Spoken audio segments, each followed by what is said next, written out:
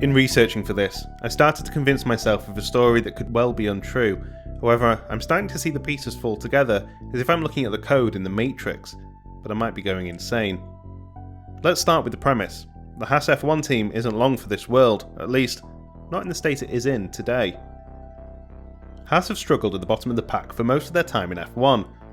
While they were an exciting new addition, a young American team that could ignite the growing market in American fans, they've unfortunately become the butt of most F1 jokes. With the recent influx of cash from Mazepin Sr. in support of the team his son is coincidentally driving for this year, it wouldn't be a surprise to see the Mazepin family buy into F1 directly, with a majority takeover at the Haas F1 team at the end of the 2021 season. The Belarusian-born business magnate and proud Russian Dmitry Mazepin has been tied to the attempted purchase of several F1 teams in the past, with the likes of Force India and Renault being up for consideration in just the past few years.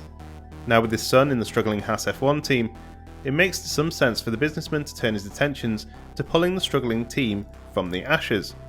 Now, originally when I started looking into this, I was considering a few options, but one option with a little circumstantial evidence really started to jump out at me. I think Mazepin is about to buy the team, and we're going to see a new car manufacturer in F1. Now bear with me, because you have to jump over a few hurdles to get into my thought process.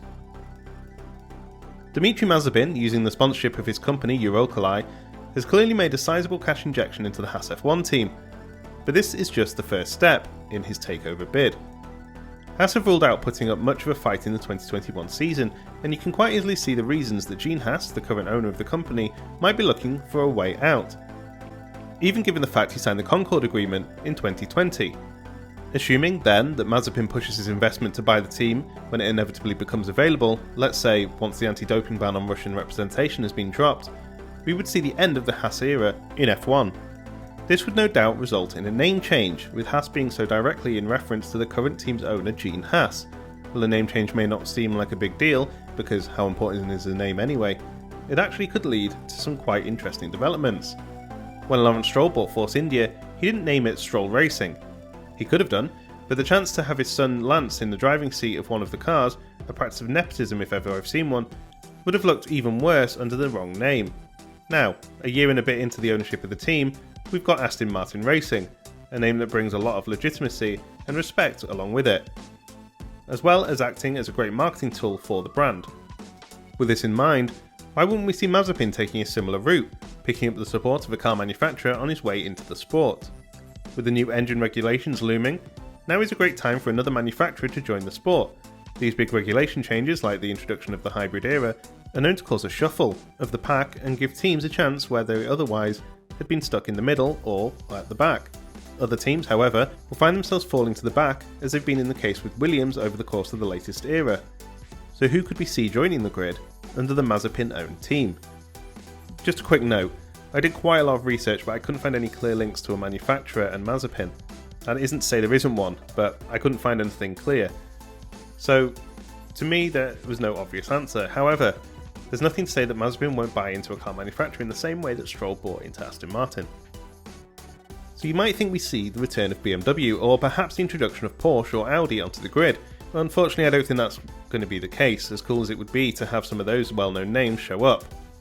There are definitely reasons for these teams showing an interest, now that the cost cap has been introduced, as they've each been known to make statements when pressed about the cost of F1 being beyond what they are willing to spend. Audi have shown no interest, even going as far to say the F1 is relevant.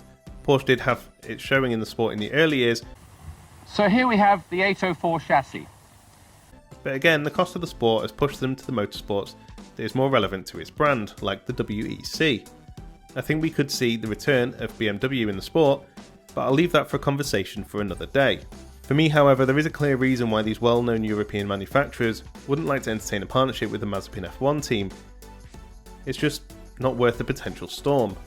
An alternative to the names already mentioned would be Ford, which would be a good name to put on the team and try and maintain that American route, which could be a smarter plan than trying to transfer to a European team car name. However, I can't see that happening either. Everyone knows that making an agreement with a Russian-led F1 team could be a potentially dangerous game to play. The potential for controversy would be higher than average, and risk to reward would probably be not worth considering for any of these companies. But there is a car manufacturer that no one really is talking about, that I could definitely see piquing an interest in the sport, and would most likely see little risk if introduced in the way I'm going to suggest. That manufacturer? Renault. Bear with me. In 2010, Lada Sport, a subsidiary of Russia's #1 car manufacturer Avtovaz, signed a sponsorship agreement with Renault, which would see the manufacturer's name appear proudly on the side of the chassis.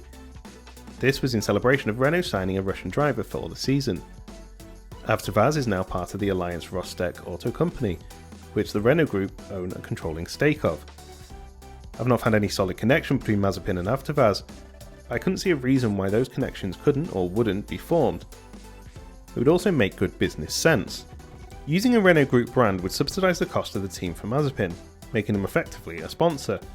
However, they could also look to get their engine and any other parts they could from the manufacturer, in the way that Aston Martin is getting its parts from Mercedes and Alfa Romeo gets its parts from Ferrari. The Avtovaz team could be the perfect customer team for Renault and could subsequently offer up its remaining seat to a Renault approved driver.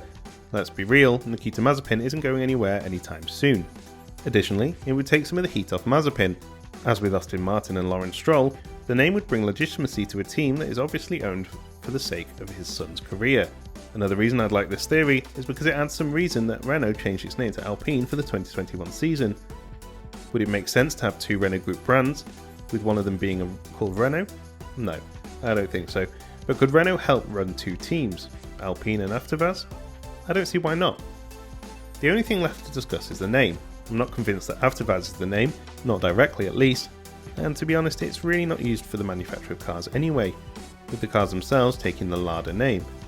Lada Sport, the original name that appeared back in 2010, has appeared in other racing series since 2008. It would be the perfect name to take up the mantle of the Mazepin-led F1 team in 2022 and beyond. Coincidentally, the name Lada is being integrated into the sister brand Dacia, a more familiar car manufactured to many Europeans, as of January 2021. So for 2022, let's welcome the new F1 team, Renault Lada Dacia, Mazepin's racing team. Thank you for watching, and how crazy do you think this theory is? I'm honestly not quite sure myself, but maybe as the season progresses, we'll get some more news on what's likely to happen with Haas. Please don't forget to leave a comment, like and subscribe on this video for more F1 theories coming up.